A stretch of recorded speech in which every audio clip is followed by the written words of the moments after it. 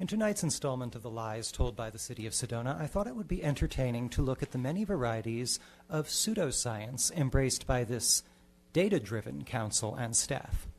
Beginning, of course, with the insertion of environmental rhetoric into official city documents, which attempts to imply that there is some sort of equivalency between animate and non-animate objects on the one hand and humans on the other, and thereby rejects the massive scientific evidence demonstrating the uniqueness of our species. Then we have a sustainability department which apparently believes that its fixation on cutting carbon emissions will somehow magically translate into a program to create sustainable circular economies using local resources, even though the two objectives have nothing in common and no causal explanation has been presented leading from one to the other. Then we have the tourism department, which I understand is actively trying to promote, in collaboration with other institutions in this town, New Age tourism. Unfortunately, the problem with that is that all of the centerpieces of New Age tourism, crystals, chakras, spirit journeys, vortexes, bioenergetic fields, are non-existent lies and frauds, and the city is therefore spending public money on spreading scientific misinformation.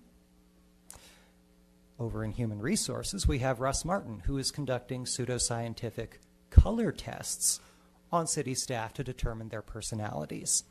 And in the police department, they have the touchingly old-fashioned superstition of believing that an animal, a dog, can demonstrate through its actions evidence that is somehow reliable in court through the random firing of its neurons in its brain. I'm reminded very much of the habit of the ancient Romans of consulting the sacred chickens before they went into battle to see if they'd win or lose. Mind you, Stephanie's also got her own personal little pseudoscience obsession with her preoccupation with discredited deterrence theory. My favorite pseudoscience of the city, however, has always been council and staff's fixation with air conditioning. At my very first retreat, Brian Foltz thought 77 degrees was too warm and had the air conditioning turned on. I checked earlier, this room is at 73 degrees. The problem here is that it is a fact that human cognition begins to decrease below 77 degrees.